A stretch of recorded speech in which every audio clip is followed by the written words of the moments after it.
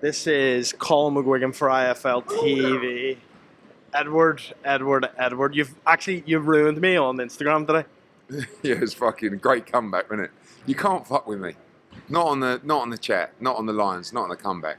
Don't start trying to give me banter because I will ruin you all day, and that applies to anybody out there. Do you know what I mean? Right. Let's get straight to it. Big win for Diego Pacheco tonight. We'll start at the top of the card. He looked at times maybe like he could have been caught easily by SULECKI, and there was times where I even seen you jumping up and telling him stop trying to knock him out with every punch. No, I think you're talking absolute bollocks, Colm, as usual, to be honest with you. I think the first 2 or 3 rounds, he was just like, feeling him out. Really, really calm. I've got a history of shouting out shots for Diego to throw, and it's always worked. And I kept telling him, just pour with a jab and just bring him onto that uppercut. And he threw it a few times, but this one, you have to give the credit to Kevin Rooney. And actually, if you listen to the commentary for the broadcast, I think it's Sergio says, it's a great performance from Pacheco, just want to see a little bit more body work. And boom, beautiful left hook. Absolute textbook knockout, show reel knockout, and a coming of age performance. This kid's the real deal, he's going all the way. He's 23 years old, so exciting. And I can't wait for what's next, because it's very unusual to have a fighter of that age, so good, 23-0, #1 in the world, and I think he's got a massive future ahead of him. Talk to me a little bit about that statement, like you said, against someone like SULECKI who hasn't been stopped. You get into the ring and you say, we want Munguia next. Yeah, I think Munguia is just the perfect fight. You got, obviously Munguia, Mexican fighter, big support. You got Diego Pacheco, great atmosphere in there tonight. That sells out the Staples Center easy. And it's such a good fight. It's a tough fight for Diego, but I really fancy it. But it has to be those kind of fights, because we're going to get called as the mandatory to the winner of Canelo and Berlanga. We appreciate that's unlikely to happen till probably September 25. That's a year's time. So it's 2 more fights, which is fine. It's perfect timing, because when that comes, we're not turning it down.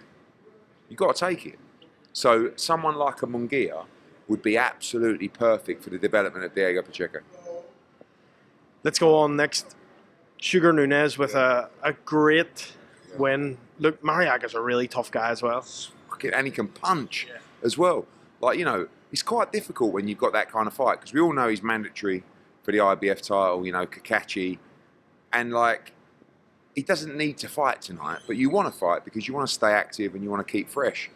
But Mariaga can really whack, and he was a bit, not clumsy, but he was just a bit lackadaisical earlier in the fight. Took a few too many shots, then he started walking him down. And the knockdown, how Mariaga got up, I'll never know. But he was also throwing back, and Nunez is a powerhouse, mate. He is horrible. Because actually, technically, he's really good as well. It's not just a brawler, he can actually box. And, there's no way out for that IBF world title. The champion has to fight Sugar Nunez, and it'll be next. If you were to do that fight, is that the type of fight that you think you'd probably bring to Mexico and let him headline there? Or would you maybe bring it to Belfast as Kakachi? Yeah, I think, look, wherever he has to go, he went to Russia to fight Rakimov, bashed him up and stopped him. I mean, no one's going to want to fight Sugar Nunez, but they're going to have to, or they're going to have to vacate the title, and he's going to be a real handful. Cheavon Clarke won tonight, and I don't know if you know about this, but FA and his team were kind of going a bit crazy down the side of the commission. Then they had a go with Chev when he came out of his room, and they were back and forth saying that it was a disgrace, the decision. What did you make of it? FA came up to me, and he was like, you got to give me another chance. I went, yeah, listen, mate, you done well. I think, you were entertaining. The build-up, the fight. He went, I won that fight. I went, mate, you're off your nut. I said, you never, I said, if I was really generous, I'll give you 3 rounds. But listen, he had Chev hurt. He hit him on the back of the head. Chev rolled under it. He got wobbled. He put the pressure on. He definitely won the 9th round, probably the 10th, and I'll give him one other round. But 95-95 was ridiculous. But 97-93 is the perfect scorecard for that fight. But, and I said to Effie, I said, if it was 12 rounds, I said, it might have been interesting, But he started quite slow, and Chev boxed really well early. Got caught late. You know, I was joking with Chev after the fight in the change room. He's like, oh, bloody hell. You know, he's laying there, he's got ice on here, he's got lumps out. He says, that was my 10th fight. He's been matched pretty tough. You've got to remember with Chev, he's had 10 fights. He's had 3 10-round fights and 2 12-round fights. And he's British champion already, and he's just made his American debut. So, although I joke that Chev, you know, he moans, we've done a really good job with him, and he's done a great job as well. He's always boxed ahead of his time. Do you know what I mean? But it's going to stand him in great stead. So probably go back now, try and get a defence of that British title. But those kind of fights are going to put him in a great position for when he challenges for a world title. And it will come in 2025. But again, like Diego, 2 more fights. And I don't really see anywhere else to go other than a world title fight, you know? But what do you do for Chev next? Who would you like to I'd like to see him fight, you know, see how Jack Massey gets on against Opataya, Isaac Chamberlain. You know, I'd like a British title defence, really, back at home. And then I'd like to see him fight another world name and, you know, start positioning himself for eliminators for world titles and, you know, position himself for the inevitable, which is a world title. Do you want to bring that through, mate? You all right? Cool. Eddie, talk to me a little bit about tonight. We've seen Boacek, Tom Loeffler come out and say that he's going to fight on the Fury Usyk undercard. Boacek? Nah, don't think so. But Jaron Ennis against Pacheco, maybe. You know, we had a call with Jaron tonight, just talking about what we're going to do. We've probably got 48 hours to make our decision. And if I was pushing you on a decision right now, who do you think it'll be for Jaron Ennis? For me, I don't really want to see him give up the world title because I want to see him spank Brian Norman. I want to see him pummel, what's the geezer's name? Stanionis. And I want to see him in a war with Maros Barros, which is the toughest of the 3 fights. But out of those 3 that you've given me there, which one do you think's like? I think the reality is Brian Norman's going to go away, earn about 200 grand to fight on Keyshawn Davis's undercard. I mean, that's how insulting that is, with all due respect to Keyshawn Davis, who I love. Imagine, right? Imagine you've just turned down 1.75 million. Is that what it was? Yeah. For a unification fight in front of 22,000 people at Wells Fargo to get 200 grand to fight on Keyshawn Davis's undercard in Virginia in front of about 3,000 people. So once Team Norman have thrown up in their soup, they'll be sitting there going, oh, what are they going to do? Where else can they make that kind of money to fight anyone?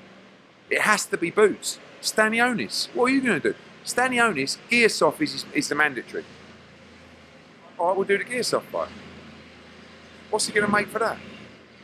Marios Barros, bit of a bigger name, but still, the money fight for all of those guys is Boots. So I would like to, I don't want to give up on making those fights. But those people have got to get in touch with reality. Brian, Norman and Adrian, yeah? And just, but it's really difficult dealing with people who have no idea. So frustrating, so frustrating. But is Butch definitely going in Philly that date and likely to defend his world title? Not 100%, but if you just asked me, if I'm pushing you, what would, and that was what I would, if you were asking me to make a decision now, that is what I think you should do. But we're open to a discussion within the team, and Boots is the boss. And you met with Marco Verde. We've seen him here tonight again, sitting ringside. What's the situation there, and do you want to sign him? Yeah, of course I want to sign him. I've got 5 Olympians that I want to sign, and he's one of them. So everybody wants to sign him. He's talking to everybody, and I just said, like as I say to all of them, go away, talk to everyone. If you sign with Matchroom, great. If you don't, be the biggest mistake you'll ever make in your career. But over to you, and then we'll go from there. Looking forward to Canelo-Berlanga in Vegas. You're going to be there all week. Leonard Ellery's going to be there all week. Is this going to be a massive fight week for Berlanga, and can he do it, Eddie? I think, I believe the tickets are sold out or nearly sold out. It's a massive show. Mexico against Puerto Rico. And can't wait. It's going to be a massive event. Edgar's going for it. 10 toes down. Balls to the wall. And he's going to be a real threat in this fight. How do you approach your relationship with Canelo that week? Because obviously you two have a relationship. Is it? Listen, he's not thinking about me. And I'll be honest with you, I'm not really thinking about him. Love the guy. Respect him to the moon. great fighter, great bloke, but I want Edgar Berlanga to win the fight. You know, I'm Team Berlanga, and may the best man win September 14th. Eddie, thanks for your time, mate. Appreciate it.